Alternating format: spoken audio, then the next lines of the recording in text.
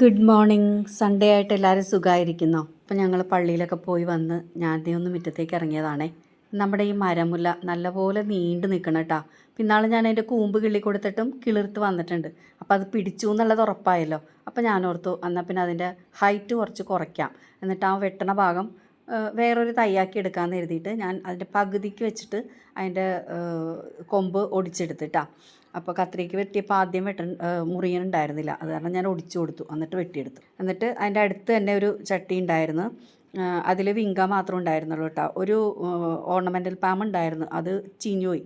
അപ്പോൾ ആ ചട്ടിയിലേക്ക് ഞാനിത് കുത്തി കൊടുത്തിട്ടുണ്ട്.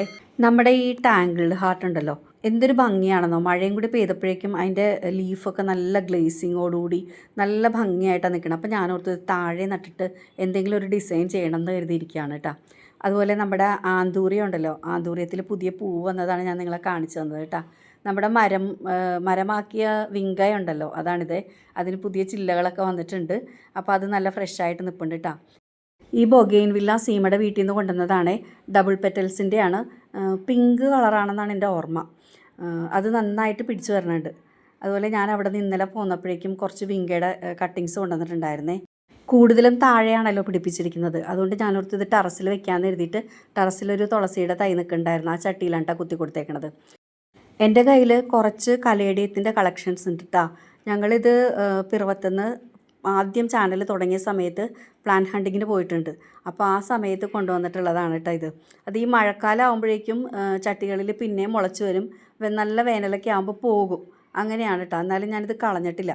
ഇതിപ്പോൾ ഞാൻ ഇന്നലെ സീമയുടെ വീട്ടിൽ നിന്ന് പോരണതിന് മുമ്പ് വിങ്കയുടെ കട്ടിങ്സ് എടുത്തതാണ് കേട്ടോ. ഈ ചെണ്ടുമല്ലി നിറച്ച് പൂവുണ്ടായി നിൽക്കുകയാണെങ്കിൽ മഴ ആയതുകൊണ്ട് ചാഞ്ഞ് കിടക്കുകയാണ്. അപ്പോൾ അവളുടെ കയ്യിൽ ഒരു 3-4 കളക്ഷൻ ഉണ്ട്. അതിൽ പീച്ചിൽ ഫ്ലവർ ഉണ്ടായിരുന്നില്ല. അപ്പോൾ ഈ പിങ്കിൻ്റെ പല വെറൈറ്റി ഉള്ളത് ഞാൻ എപ്പോൾ പോരുമ്പോഴും ഞാൻ കട്ടിങ്സ് കൊണ്ടുവരാറുണ്ട്. ചിലപ്പോൾ പിടിച്ച് കിട്ടും കേട്ടോ, ചിലപ്പോൾ പിടിച്ച് കുറച്ച് കഴിയുമ്പോൾ അത് പോകും. അപ്പോൾ ഇപ്പോൾ പോയപ്പോഴും ഞാനത് വീണ്ടും കൊണ്ടുവന്നിട്ടുണ്ട് കേട്ടോ. ഇന്നലെ വെളുപ്പിന് ഒരു 6:30 ആയപ്പോഴേക്കും സീമ വിളിച്ചിട്ടുണ്ടായിരുന്നു കേട്ടോ. അങ്ങനെ എനിക്ക് പെട്ടെന്ന് പോരേണ്ടി വന്നതാണേ. സ്റ്റാനിമോള് വീണിട്ട് അവളുടെ മൂക്ക് സോഫയമേ ചാടി കയറിയതാണ്. വീണിട്ട് മൂക്ക് അതിൻ്റെ ഫ്രണ്ടിൽ കിടന്നിരുന്ന ടീപ്പോയിൽ, ഗ്ലാസിൻ്റെ ടീപ്പോയിൽ അടിച്ചുകൊണ്ട് മൂക്കിൻ്റെ പാലം എല്ലിന് പൊട്ടൽ വന്നു. അങ്ങനെ ഹോസ്പിറ്റലിൽ പോകാൻ വേണ്ടിയാണ് കേട്ടോ ഞാൻ വന്നത്. മിനിഞ്ഞാന്ന് പാതിരാത്രി ആയിരുന്നു ഈ സംഭവം, 11:30 ആയപ്പം. അപ്പോൾ എനിക്ക് ഗുഡ് നൈറ്റൊക്കെ പറഞ്ഞ് കുറേ ഉമ്മയൊക്കെ തന്ന് കിടക്കാൻ പോയ ആൾക്കാരാണ്.